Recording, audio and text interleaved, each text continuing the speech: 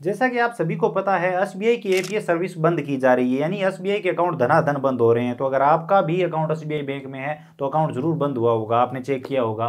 तो अगर आप बिना बैंक जाए भी, आप खुद बैंक नहीं जाना चाहते और आप चाहते हैं कि मेरा अकाउंट फिर से शुरू हो जाए, मैं भी आधार कार्ड से पैसे निकलवा सकूं, तो चलिए आज की वीडियो में जानते हैं कि आप बिना बैंक जाए भी किस तरह से अपना एसबीआई अकाउंट चालू करवा सकते हैं। लेकिन किसी ना किसी को तो बैंक जाना पड़ेगा, तो उसका पूरा प्रोसेस आज की वीडियो में कंप्लीट डिटेल में जानने वाले हैं। या फिर आप ये समझ सकते हैं कि अकाउंट जो आपका बंद हुआ है, जो एपीएस सर्विस डिसेबल हुई है, उसको फिर से आप कैसे शुरू कर सकते हैं। तो चलिए शुरू करते हैं। इसके लिए सबसे पहले हम एक अकाउंट होल्डर का अकाउंट चेक कर लेते हैं। तो यहाँ पर हम state bank of India select कर लेते हैं, आधार नंबर यहाँ पर दर्ज करेंगे। सबसे पहले यहाँ पर हम बैलेंस की इंक्वायरी कर लेते हैं, देख लेते हैं अकाउंट चालू है कि नहीं। यहाँ पर चलिए कस्टमर का फिंगरप्रिंट ले लेते हैं। फिंगरप्रिंट लेते ही यहाँ पर आप सबको पता चल जाएगा कि अकाउंट शुरू है या नहीं। तो यहाँ पर आप देख सकते हैं ये अकाउंट बंद है अभी, यहाँ पर एपीएस सर्विस डिसेबल कर दी गई है। एपीएस ट्रांजेक्शन आप यहाँ पर नहीं कर सकते और यहाँ पर ब्रांच में कॉन्टैक्ट करने के लिए बोला जा रहा है। तो अब इसके लिए हमें एसबीआई अदर सर्विस में आना है और यहाँ पर ई केवाईसी का ऑप्शन है, इस पर क्लिक करेंगे। यहाँ पर कस्टमर की ई केवाईसी करेंगे, जिसमें यहाँ पर आधार नंबर दर्ज करेंगे, ये डेट ऑफ बर्थ दर्ज करेंगे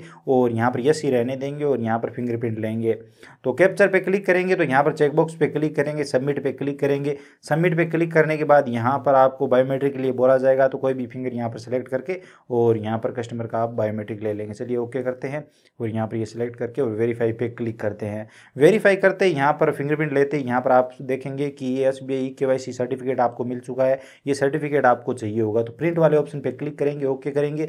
यहाँ पर आप अपना प्रिंटर सेलेक्ट करेंगे, जिस भी प्रिंटर से आप प्रिंट निकालना चाहते हैं। रंगीन कोई ज़रूरी नहीं है, आप ब्लैक एंड वाइट भी निकाल सकते हैं। चलिए हम यहाँ पर कलर ही प्रिंट कर लेते हैं। आप अपने हिसाब से यहाँ पर प्रिंट कर सकते हैं, कोई दिक्कत आपको नहीं आएगी। ये मोस्ट इंपॉर्टेंट है, ये अगर आप प्रिंट कर लेते हैं तो कहीं आपको जाने की जरूरत नहीं पड़ेगी। अब हमें चाहिए ये वाला केवाईसी फॉर्म। अब ये फॉर्म आपको कैसे भरना है, चलिए वो भी बता देता हूँ। तो यहाँ पर सबसे पहले स्टेट बैंक की जो शाखा है आपकी वो कहाँ पर है, तो जैसे हमारे यहाँ पर महाजन है तो हम यहाँ पर महाजन लिखेंगे। उसके बाद यहाँ पर कस्टमर के खाता नंबर आ जाएंगे, अकाउंट होल्डर के खाता नंबर आ जाएंगे। उसके बाद यहाँ पर व्यवसाय और पैसे में आप खेती लिख सकते हैं, अगर फार्मर है तो आप खेती लिख सकते हैं, कोई और काम है तो वो भी लिख सकते हैं। आय वगैरह यहाँ पर लिखने की जरूरत नहीं है, वैसे अगर आप एक देना चाहें तो यहाँ पर आप दे सकते हैं। उसके बाद यहाँ पर आप कौन सा डॉक्यूमेंट दे रहे हैं, तो पासपोर्ट, ड्राइविंग लाइसेंस, मनरेगा कार्ड का भी ऑप्शन है और यहाँ पर आधार का ऑप्शन है। तो ये सबसे लास्ट वाला जो ऑप्शन है इस पर आप सही का टिक मार्क लगाएंगे, जैसे मैं यहाँ पर लगा देता हूँ। तो यहाँ पर सबसे लास्ट वाले ऑप्शन पे सही का टिक मार्क लगाएंगे और यहाँ पर आप आधार नंबर लिख देंगे। जो कागजात संख्या लिखा हुआ है इसके आगे यहाँ पर आप आधार नंबर लिख देंगे। उसके बाद यहाँ पर आपको हस्ताक्षर करवाने हैं, तो यहाँ पर आप हस्ताक्षर करवा देंगे ग्राहक के, जो अकाउंट होल्डर है उनके। और उसके बाद यहाँ पर उनका नाम आ जाएगा, वर्तमान पता में उनका जो पता है वो यहाँ पर आ जाएगा, मोबाइल नंबर आ जाएगा। ईमेल आईडी जो है वो ऑप्शनल है, आप चाहें तो दर्ज कर सकते हैं। उसके बाद जिस दिन आपने केवाईसी की है वो डेट यहाँ पर मेंशन करेंगे और जहाँ से आप केवाईसी कर रहे हैं वो स्थान भी यहाँ पर आप मेंशन कर देंगे।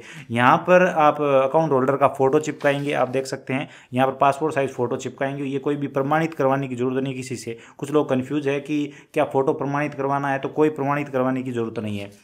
अब इसके साथ आपको ये जो केवाईसी हमने अभी की है, जो प्रिंट आउट हमने निकाला है वो साथ में अटैच करना है और इस पर यहाँ पर हस्ताक्षर करवाने हैं। ध्यान रखना यहाँ पर हस्ताक्षर होंगे इस पर भी, तो ये आपको इसके साथ में अटैच करना है इस तरह से।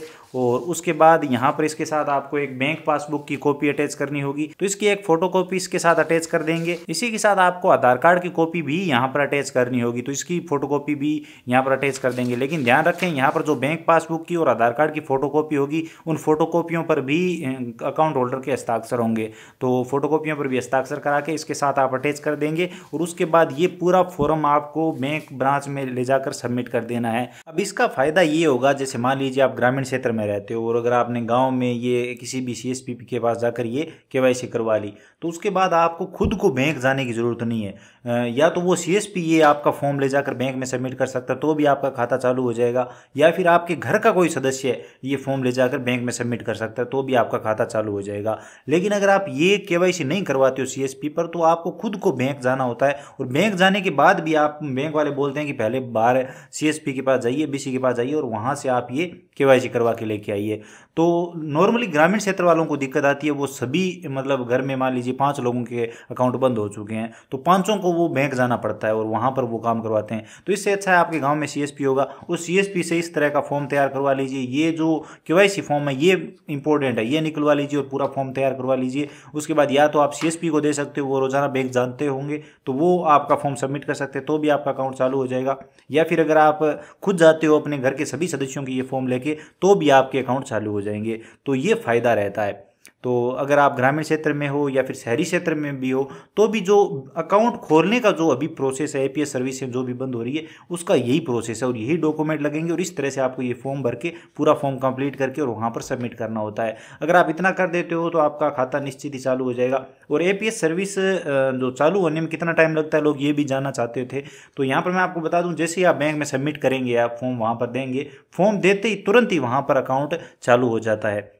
वहाँ पर जैसे आपने फॉर्म दिया तो वहाँ पर कुछ क्यूब वगैरह निकाली जाती है और उसके बाद ब्रांच मैनेजर से ये पास करवाया जाता है और पास करते ही आप तुरंत ही अपने आधार कार्ड से पैसे निकलवा सकते हो। तो उम्मीद है अब आप सबको समझ में आ गया होगा कि SBI अकाउंट को फिर से शुरू करवाने का पूरा प्रोसेस क्या है, या फिर अगर आप अपने पूरे परिवार के सदस्यों का बिना बैंक जाए आप खुद से अकाउंट शुरू करवाना चाहते हैं तो क्या प्रोसेस हो सकता है। तो आई होप आपको ये वीडियो पसंद आया होगा। वीडियो पसंद आया तो लाइक करिए, अपने दोस्तों के साथ शेयर करिए, चैनल पर नए हो तो सब्सक्राइब करके बेल आइकन प्रेस कर लीजिए ताकि हर वीडियो, हर नई अपडेट आपको सबसे पहले मिले।